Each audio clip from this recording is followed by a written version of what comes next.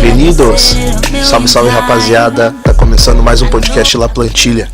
Como a gente havia conversado já no primeiro episódio, a gente vai lançar uma série de 5 programas em que a gente vai dissecar todos os 20 clubes que atuam na La Liga, trazendo dados históricos, curiosidades, atletas, fundação do clube, tudo isso para você ficar ligado em cada equipe do Campeonato Espanhol. E hoje, para abrir a série, a gente vai começar falando de Athletic Bilbao, Atlético de Madrid, Alavés e Barcelona.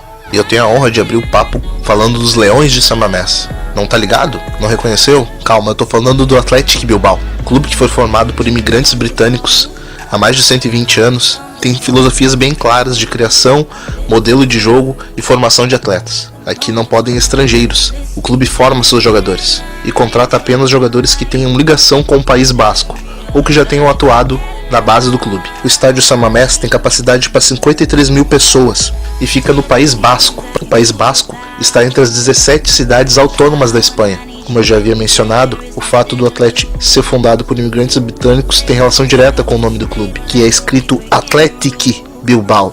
Ao contrário do seu rival, Atlético de Madrid, o Athletic Bilbao tem essa derivação por conta do nome inglês e que está até hoje no emblema do clube.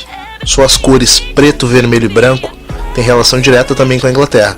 O vermelho e o branco são herdados do Sunderland.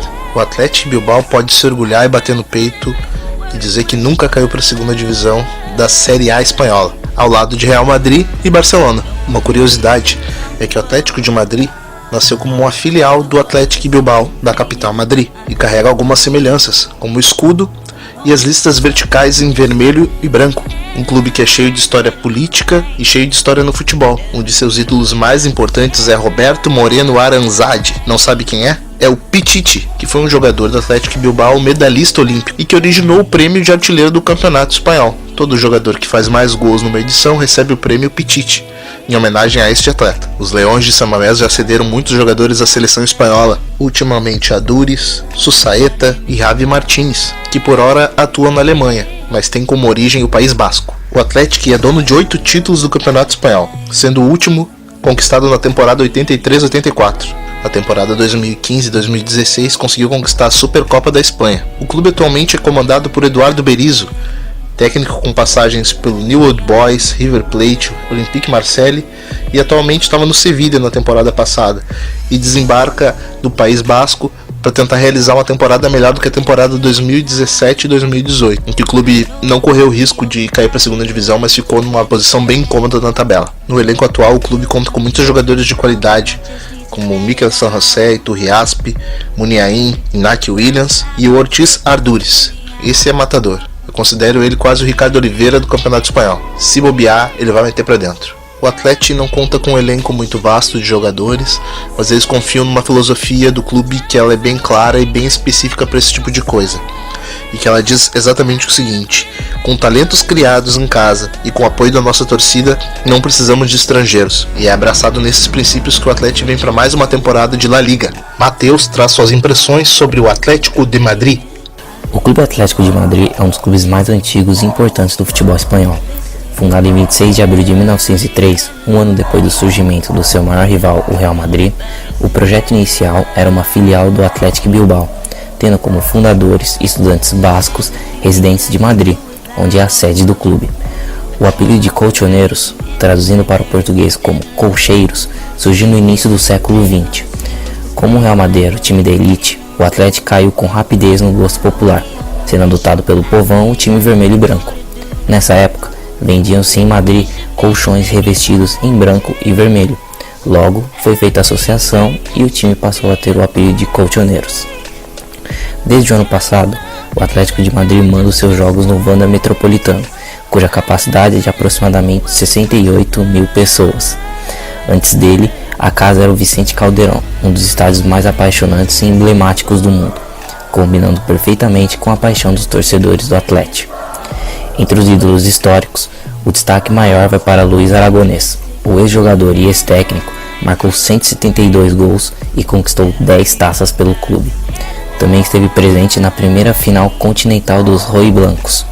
Naquela oportunidade, os espanhóis enfrentaram o poderoso Bayern de Munique, empatando no primeiro jogo com gol do próprio aragonês, mas 2 dias depois perderam por 4-0.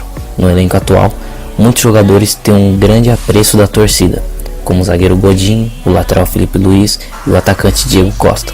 No fim da temporada passada, os icônicos Gabi e Elinho Torres se despediram dos gramados com belas histórias com a camisa do Atlético de Madrid, mas a figura principal está fora das 4 linhas, o técnico Diego Simeone. Como jogador, o argentino teve 2 passagens pelo clube, atuando 114 vezes. Já como treinador, são quase 7 anos e mais de 350 partidas à frente do clube, conquistando 6 títulos e 2 vice-campeonatos na UEFA Champions League. Em busca do seu 11º título de La Liga, sendo o mais recente deles, na temporada de 2013-2014, o clube manteve a estrela Antoine Griezmann e ainda trouxe os meio-campistas Rodri, ex-Vila Real, e Thomas Lemar, ex-Mônaco. Um dos nomes para ficar de olho nessa temporada é o Diego Correa. O argentino fez em 2017-2018 a melhor temporada da sua carreira, com 9 tentos e 9 assistências, e certamente terá um papel ainda maior na temporada de 2018-2019. A fortaleza defensiva e eficiência ofensiva credenciam o Atlético de Madrid como, novamente, um dos favoritos ao título de La Liga. Felipe dá sua visão sobre o Barcelona. O Barcelona, um dos maiores clubes do mundo na atualidade, foi fundado em 29 de novembro de 1899 por Hans Gamper e um grupo de outros 11 futebolistas, suíços, ingleses e catalães. É impossível se falar de Barcelona sem abordar a identificação histórica, cultural e política que este tem com a região da Catalunha, em especial a luta por liberdade e independência que marca a história dessa região. Desde sua fundação, o clube se preocupou em se envolver com questões muito além das esportivas, sendo esse aspecto consubstanciado no seu maior slogan, mais que um clube, ou seja, mais do que um clube, dito pela primeira vez por seu presidente Narcís de Carreira em 1968. Por causa desse comportamento, o Barcelona já foi alvo várias vezes de represálias do governo espanhol ao longo de sua história, como em 1925, quando o clube foi fechado por 6 meses em represália ao fato de que sua torcida vaiou o hino da Espanha, como forma de protesto à ditadura de Primo de Rivera. Essa relação conturbada entre Espanha e Catalunha se personifica no futebol, na forma da rivalidade entre Real Madrid e Barcelona, a qual vai além das razões futebolísticas. Nos últimos 20 anos, o clube tem vivido seu melhor momento esportivo, conquistando títulos importantes com regularidade, a exemplo da Champions League, da qual tem 5 títulos, mas somente foi conquistar o primeiro em 1992. Essa mudança no patamar esportivo do clube começou na década de 70, com a chegada de Johan Cruyff em 73. Porém, o maior impacto do holandês foi como técnico, a partir de 1988, onde montou o time conhecido como Dream Team, com craques como Stoichkov, Romário, Koeman e Laudrup. Após sua saída em 96, o time viveu períodos de altos e baixos, até a chegada de Ronaldinho Gaúcho ao clube, em 2003. O brasileiro elevou novamente o patamar do clube, conquistando a Champions League e 2 campeonatos espanhóis, com exibições fantásticas com seu futebol mágico, sendo considerado por muito o melhor jogador desde Pelé. Em 2008, Ronaldinho deixou o Barcelona, após seu futebol cair vertiginosamente após 2006, e veio a era Messi, talvez o melhor jogador da história do futebol. Com a chegada de Guardiola como técnico, o qual promoveu uma revolução no futebol mundial, Messi protagonizou um dos maiores, se não o maior, time da história do futebol, junto com Xavi e Iniesta, conquistando 13 títulos em 4 anos, incluindo 2 Champions League e 3 títulos da La Liga.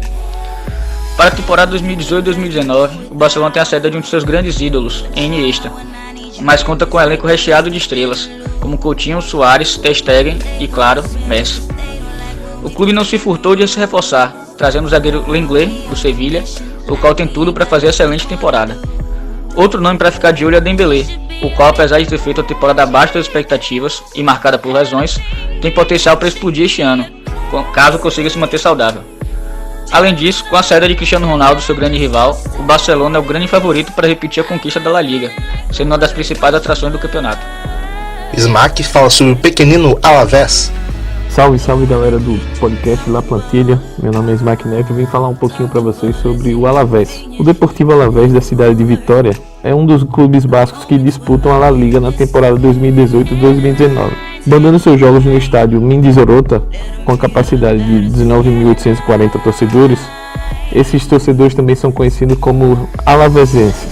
Fundado em 23 de janeiro de 1921, esse clube nunca conquistou um título espanhol.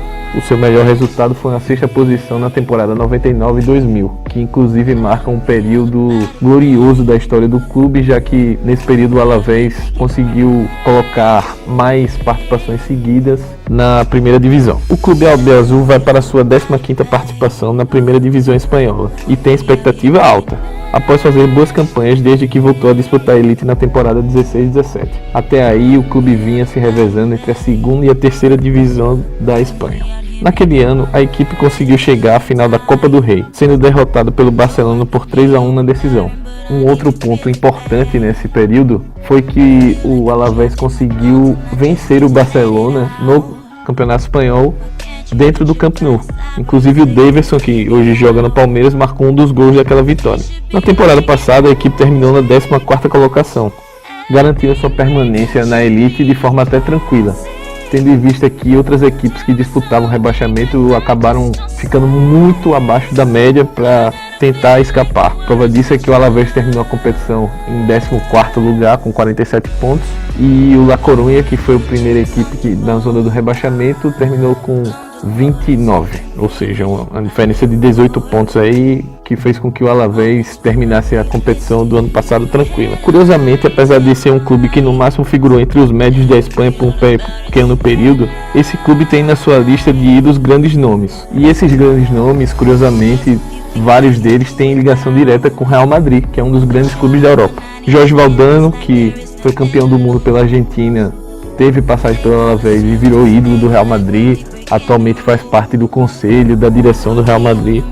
Manuel Olivares, que marcou o primeiro gol da história do Alavés e depois acabou tendo passagem pelo Real Madrid e pelo Betis. Ele inclusive chegou a ser Pichichi de Ouro no Real Madrid na década de 30. Ferenc Puskás, que foi treinador da equipe durante a década de 60, ele também teve passagem pelo Real Madrid como jogador.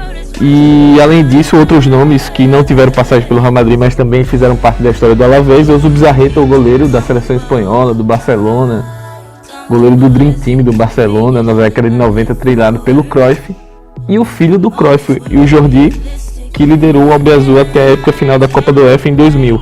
Foi onde o Alavés chegou mais longe na competição europeia, mas acabou perdendo a final para o Liverpool por 4-3, num jogaço, gol de ouro.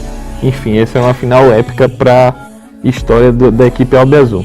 Esse time, inclusive, é um dos principais, se não o principal, da história do Alavés. Além do Jordi Cruyff, essa equipe contava também como jogadores como o romeno Contra e o atacante Javi Moreno, além do sérvio Tomic. Para a atual temporada, o objetivo do Alavés segue ser o de permanecer na primeira divisão. A equipe teve muitas perdas no setor ofensivo e na última temporada, para essa, ela tinha vários jogadores interessantes, como o Oscar Romero, o Bojan, o Muni, todos esses saíram da equipe. Em compensação, a equipe investiu em alguns reforços, como o atacante Guidetti e Borja Baston, que estava no Swansea. Então, pessoal, muito obrigado por nos ouvir até aqui. Essa série continua com mais 4 episódios até o início do campeonato, onde a gente vai apresentar clube a clube para você ficar por dentro de tudo que está acontecendo. Ainda a gente vai falar sobre o mercado de transferências e o que a gente espera dos clubes ao decorrer do campeonato. Não esquece de seguir a gente lá no Twitter do Amplitude FC. A gente está falando muito sobre futebol lá e vai falar muito sobre La Plantilha também. Logo logo está saindo o nosso podcast quinzenal, o 2 Toques. Então é isso, um abraço.